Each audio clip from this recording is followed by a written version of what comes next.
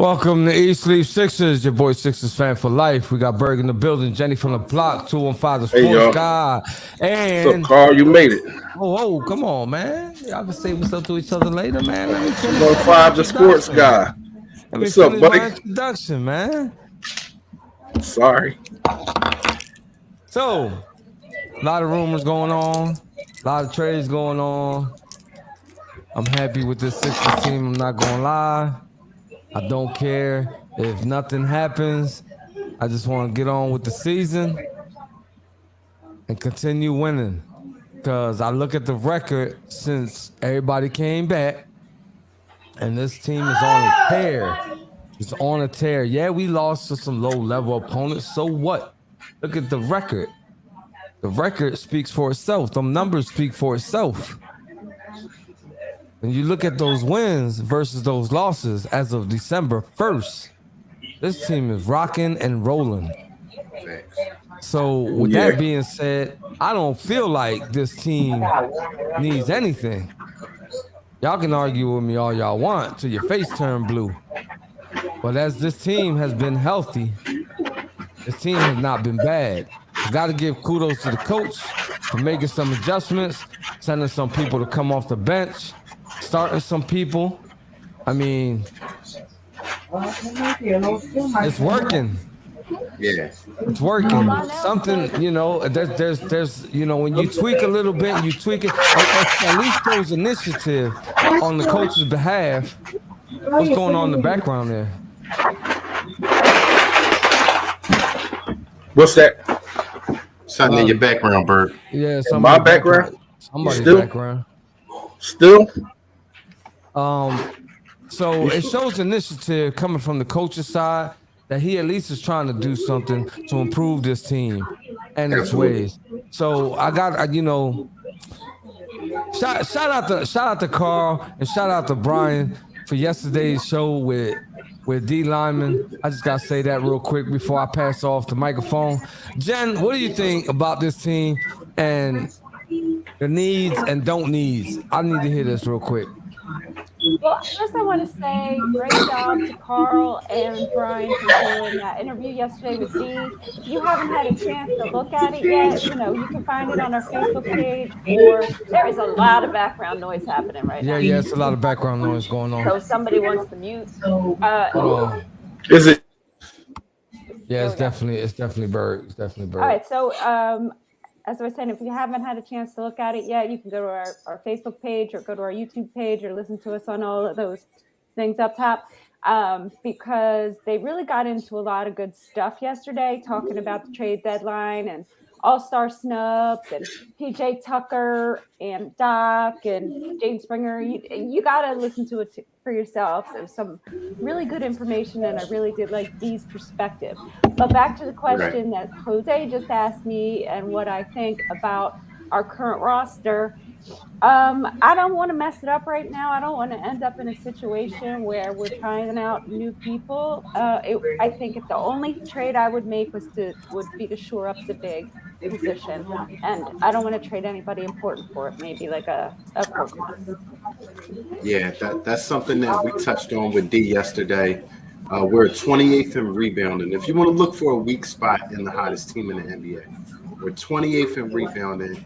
Like she said, it's not being, exploited upon now per se, but comes to the playoffs when possessions matter, that hurts. So I gotta cut into this conversation because I want to elaborate on what you're saying, because me and Jen were just talking before we went live, and we were struggling last year in rebounding.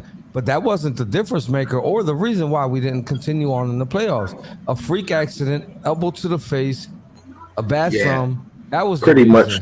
Yeah. So, I can't really say that our rebounding is not what's taking us past the second round, because we wouldn't know. My man got elbowed in the face.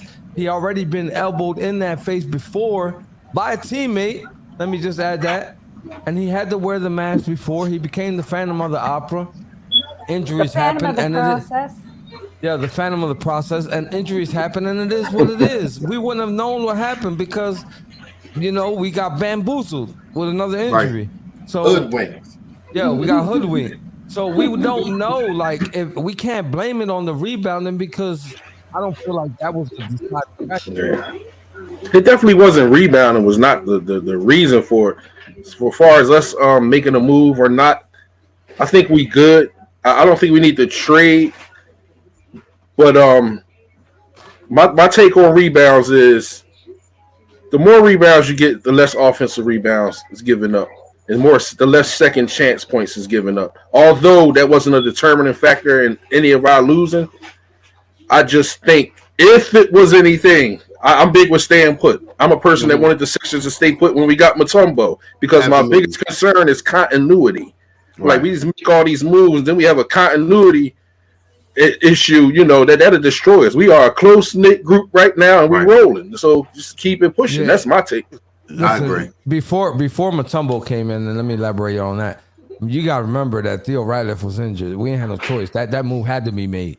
Yeah, we still was balling, and he got bowled in the face and dunked on. It didn't really make a difference. Listen, it's just unfortunate that he caught Shaq in his prime. To be honest with you, if we would have saw anybody else in the finals, I think the Sixers would have pulled that off. Oh yeah, absolutely. You got to think the Lakers went into the playoffs on a 16-game win streak and only lost one game in the playoffs. So they was like on a 30-something game win streak, basically. Hey, the realist in me didn't have us winning the championship that year. I was just happy. So like they, it was just unfortunate that it happened that way. But what I'm saying was that the reason why Mutombo was brought here was because Theo Ratliff was just out of commission. Yeah, absolutely. He was out of commission. We had to. Like we wouldn't even made it that far. Remember, we went to 2 gruesome game 7s with Milwaukee and Toronto before we even got to the Lakers. So what do you think would have happened to us if we didn't have Theo Ratliff because he was injured? We wouldn't even made it that far. Trust me. Absolutely. I think when we talk about the game today and when we watch the game today, we're going to see how much rebounding matters or maybe doesn't matter, because the Knicks are like in the top 3 rebounding in the league and have the number 1 second chance points in the league. Right. So I think going up against them, it's going to be interesting to see how the rebounding sort of affects the game. Now, when you have an extraordinary talent like Joel Embiid, like Allen Iverson, it covers up some of the deficiencies you have in your team. Whereas though if Embiid's scoring 40 points or 36 points, it kind of covers up the fact that you're losing the rebound battle. You know what I mean? Because this guy is so efficient and so dominant. I don't want to have to depend on Joel Embiid scoring 36, 38 points. I want to take care of the possessions that we have and not give up extra possessions. That's my whole thing about the rebounding thing. Giving up extra possessions for people. Yeah, I concur. I concur. Bad, Joel. Yeah, it's bad. Well, all that's got to happen to improve that is a certain person don't get 30-something minutes a game. Absolutely. Hey, D has some shots for you, for all of us actually, because we all feel the same way about PJ last night. She turned up on us and basically was saying like, he's doing his job, and he never was a point scorer. Or like but I didn't want to go back to back. I watched the episode. I watched it. Yeah, you gotta understand. Listen, I'm not lying here. You can go back and watch some of the VODs on why I feel the way I feel. Okay, right. I don't mind PJ Tucker on this team. I just do mind want him to get 30 the usage of 30-something minutes. And She said that. She said and he didn't want to be burned out by the time. She co-signed that. Haven't I been saying that, Jen? Yes. I said the man is 37. He's going to be 38 when the playoffs start. There's no way he's going to be making it to the playoffs with a full tank of gas at that age. There's no way. Yeah. If you look back at the teams he was on that made it to the finals. Father Time don't feel sorry for nobody. I keep telling y'all that cartilage in between his knees is evaporating by the game. Exactly. Y'all don't understand that part. You feel me? Like, and he didn't do much on Milwaukee. He was just there. He got all these accolades. Listen, Bird's not 19. Them gray hairs is there for a reason. Exactly. You understand what I'm saying? 42 is not young. You heard him. All right, guys. I want to hear your keys to the game for the Knicks because they are a formidable opponent. They are. They are. They are, at absolutely. home, and their fans are as rabid as our fans. So, what do you think the keys are to the game today? Hey, I'm gonna steal a little bit from Jose before you say it, because Oh, it's been a thorn. It's been a thorn in our backside last few games. Take care of the damn basketball. Take care of the basketball. Honor the possessions. Appreciate the possessions. That's my key to the game. Mine is borderline contain Brunson, and we got the game because he's their lone bright spot. If you ask me, No, I'm not really worried about nobody else. Well, they got other bright That's why he's just the one that makes it. Without him, they are done. Without one of those other guys, they can still manage. They got Randall. Yeah, absolutely. But he's the one that's the difference maker. You could not play, and they could still manage. Even Randall cannot play, and they can still manage. But without Brunson playing, they are losing. I don't see him winning the game. I think Julius Randle's too much for PJ Tucker. I'm telling you now. Oh, absolutely. You know what I'm saying? So I'm hoping PJ don't log 30 minutes this game. Trust me. Oh yeah, better not. That'd be a disaster. I don't know why you're laughing about that, RJ. I mean, he's been I know he's a Knick. I know we're not. He's like the heart and soul of the Knicks, and he's right. Come on, Allah. I mean, I wanted Julius Randle for quite a few years in some type of trade package, just because his hungriness. I feel like he's what we need at a power forward. The way he approaches the game, that's what we need over here. But listen, if we had Julius Randle on this team, send the trophy to Philly ASAP. Absolutely. That man averages 25 points a game, okay? 8 rebounds a game, almost 7 assists a game. You pack it up, you bring a guy like that to this team. Yeah, absolutely. That'll be a blessing. I don't know. So I'll tell you what I think my keys to this game are today. So we already talked a little bit about the rebounding discrepancy between our team and their team, and the fact that they are real hot when it comes to second chance points. So to me, today's game is going to be won or lost at the boards, and we really need to do our things like boxing out, perimeter defense. Like that needs to be the focus. I think we need to just think about every rebound is yours. Every guy needs to have that mentality. Like every rebound is yours, and fight for those because they will. Relentless pursuit of the rebound. Better believe it, they will. Relentless pursuit of the rebound. We don't have that at all. Never. Across the board. You cannot assume the ball is going to go in the basket. You can't assume that. Yeah, the follow your shot in this team, I hate it. Nobody does it. Nobody does it. Except for Paul Reed. There's our the usuals. The usuals. Okay. This is it.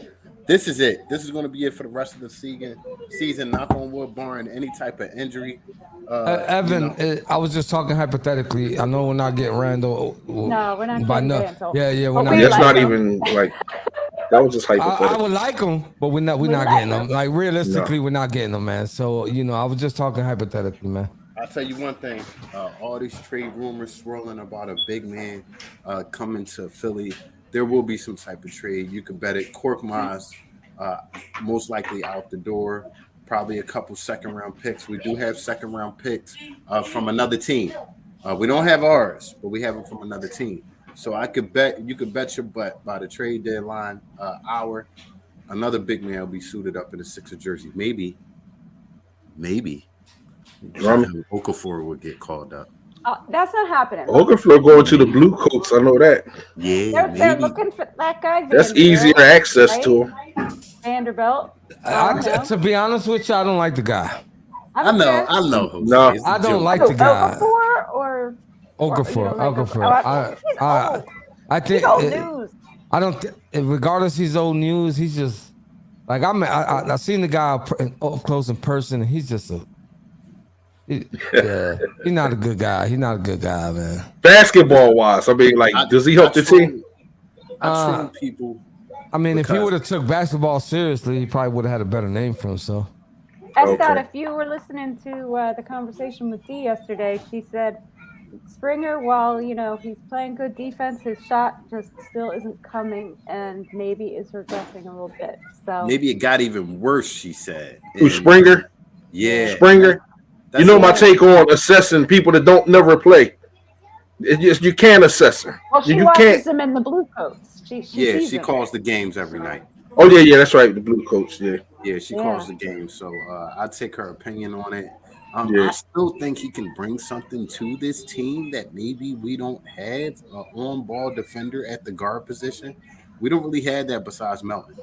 So will he get ticked up here? It's a championship team. I don't think so. So it is. I think if you're taking the information from the horse's mouth, not to call Dee a horse, but she's there watching the games, and she's saying she doesn't think anybody's on that squad's gonna make a difference for us to win a championship. And I agree with that.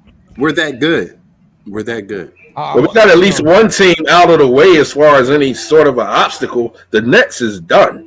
Like they ain't even a factor at all anymore. Even though I thought we could beat them anyway, but that's just one we don't have to think about. I think Durant is out the door next. That's just. And I think we can beat. I think we can beat Milwaukee and Boston. I just hate to be too overly optimistic, but they don't scare me. We're gonna see how we do against Boston on Wednesday. Can't wait. We're gonna see. We're gonna see. We're gonna see. Boston is not unbeatable. We've seen some low-level teams whoop on them twice. I must say, especially twice. Of late. They just lost to the Suns the other night. The Suns are a low-level team. And their best defender is injured. If he came back, he's not 100%. So, yeah. So that's another thing about. Okay, so before Kyrie was getting traded to the Mavericks, there was a lot of talk about Kyrie coming here, and my thought then and my thought now was this size. He's too small. Yeah, putting him on our team. He's proven to be cancerous. He bad, super bad, but he's just proven to be cancerous. Listen, people get blinded. I don't understand how you don't see it. Boston wasn't having it. They were not going to dismantle that team because of one guy, so they got rid of him. Everybody except for Durant on the Nets is gone almost damn near. Like, doesn't that tell you something? That don't give you a hint of something about the guy? I keep telling y'all, he ain't been the same since he ain't played with LeBron. Neither one of them has been the same. That's what they want to bring up. Oh, he could play aside LeBron. Kyrie would be good in a game of Rough House. He'll win back-to-back games of Rough House, but just team-oriented ball. But y'all want to bring him here so he can screw this team up. And then I wouldn't dare want him here. And then we're back to the tank years. Are you serious? Y'all gotta wake up. Look, I'll play devil's advocate here. And I would want to know who's playing the defense on that game. Listen, I'll play devil's advocate here. Kyrie, outstanding talent. Outstanding talent. One of the top point guards in the league. Does he come with his baggage? Yeah. Would that mesh in a city like Philadelphia? I mean, we've seen that story before. We've seen the TO, and we've seen the different, Yeah, and they sent T.O. Packet ASAP. Right, they ain't tolerate it. Right. They ain't tolerate it. We ain't tolerate it. We got the diviness from there. We sent them packing. Right. You understand what I'm saying? We got the diviness from 2-5. We sent them packing. We don't need that here. We don't need that here. Yeah. I'm sorry. There's listen, I'm sorry. I don't mean to crush your devil advocate dreams, but we don't need that here in this town. No, we got about 7 or 8 minutes. I wanted to say that he's an outstanding player. Not taking nothing away from that, right? Yeah, I mean, are you going to sacrifice that with his baggage and ruin the whole continuity of the team? Not the role we on right now. No. Hey guys, if we were in crisis mode, let's take a pause for a second because BG did send along BG's overs and unders. Let's go. Let's get them. I could pretend I'm BG. Let's do it. The beat. And now. For BG's over and under. All right. So we got next week. We had a hell of a game off the bench. Third. Maxey at 20.5 points. I'll take the over on my guy. I think he's back. He got his bounce. He got his rhythm. Over. Say that again. Sorry. Maxey 20.5 points, Bird. I take the over. You said Maxey 25.5 points. 20.5. 20.5. 20.5. I'll take the over. I'm gonna take the under just because the Knicks are a very good defensive team, and I don't think Maxey's gonna be squirreling on by them like he does. They're gonna stop him, I think. So I just wrote the wrong thing down. I don't know what Ryan picked because he didn't say, but I guess he'll tell us later. All right, and so then the next one is PJ Peanut Butter and Jelly Tucker, 3.5 rebounds. I don't know what his average is, but Lord, I think it's 3. 3.5 rebounds. Probably be around PJ Tucker. I think he'll battle with Julius Randle tonight. And PJ is one thing; he's competitive. So I like a nice rebound game for him. Maybe 5 rebounds for him. I'll take the over. If you said points, I'll take the under. But you're talking about rebounds, and the man is capable of 4. I'm going over. Me, because he might be primarily on Randall, and Randall is like often perimeter player. I'm going to go under. Okay, Bird. And I'm also going to go under. No, I'm not going to go under. I am going to go over with PJ 3.5 because I'm telling you, this game is going to be won or lost the boards today. Okay. All right, and then next one, he's got 4 for us today, I do believe. Awesome. So the next is, oh wait, no, he doesn't. He just gave us his answers at the end. So the third and final today is Joel Embiid with 12.5 rebounds. I like it. I think this is one of those games, like y'all said, PJ will be on Randall.